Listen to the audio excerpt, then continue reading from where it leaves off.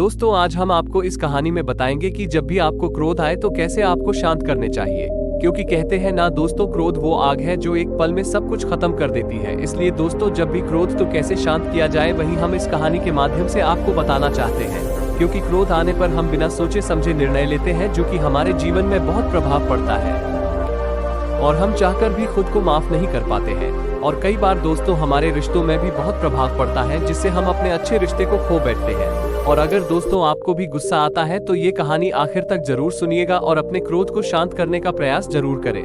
तो चलिए कहानी शुरू करते हैं। प्राचीन भारत की एक छोटी सी बस्ती में एक महान बौद्ध मठ था। वहाँ के प्रमुख भिक्षु आचार्य वसुबंधु अपने शिष्यों को बुद्ध की शिक्षाएं दे रहे थे। एक दिन उन्होंने एक महत्वपूर्ण विषय पर चर्चा शुरू की, क्रोध पर नियंत्रण।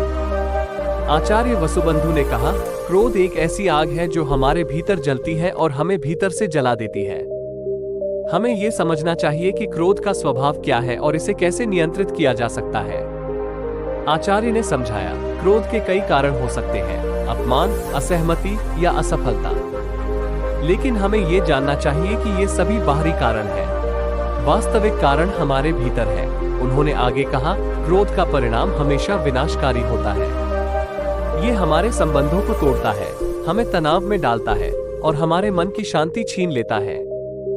आचार्य वसुबंधु ने कहा, क्रोध पर नियंत्रण पाने के लिए हमें मन की शांति और ध्यान की आवश्यकता है।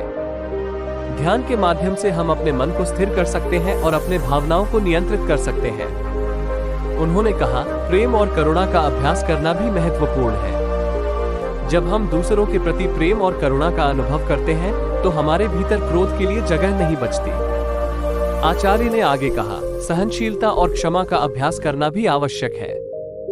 जब हम दूसरों को क्षमा करते हैं और सहनशीलता दिखाते हैं तो हम अपने मन को क्रोध से मुक्त कर सकते हैं। एक शिष्य नामकान ने अपनी कहानी सुनाई। उसने बताया कि कैसे उसने आचार्य वसुबंधु की शिक्षाओं का पालन करके अपने क्रोध को नियंत्रित किया और अंततः मन की शांति प्राप्त की। आचार्य ने ध्यान के महत्व पर जोर दिया। उन्होंने कहा, ध्यान हमें अपने भीतर की शांति का अनुभव कराता है और हमें क्रोध पर नियंत्रण पाने में मदद करता है। अंत में आचार्य वसुबंधु ने कहा, क्रोध पर नियंत्रण पाना कठिन है लेकिन असंभव नहीं। बुद्ध की शिक्षाओं का पालन करके और ध्यान, प्रेम, करुणा, सहनशीलता और क्षमा का अभ्यास करके हम अपने क्रोध पर नियंत्रण पा सकते हैं और मन की शांति प्राप्त कर सकते हैं। ये कथा हमें सिखाती है कि क्रोध पर नियंत्रण पाने के लिए हमें बुद्ध की शिक्षाओं का पालन करना चाहिए।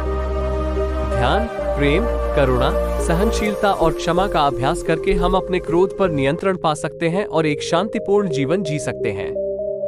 धन्यवाद दोस्तों, हमारे चैनल सोल स्टोरीज को सब्सक्राइब करना ना भूलें और इस कहानी को लाइक और शेयर जरूर करें। अगले वीडियो में फिर मिलेंगे, तब तक के लिए अलविदा।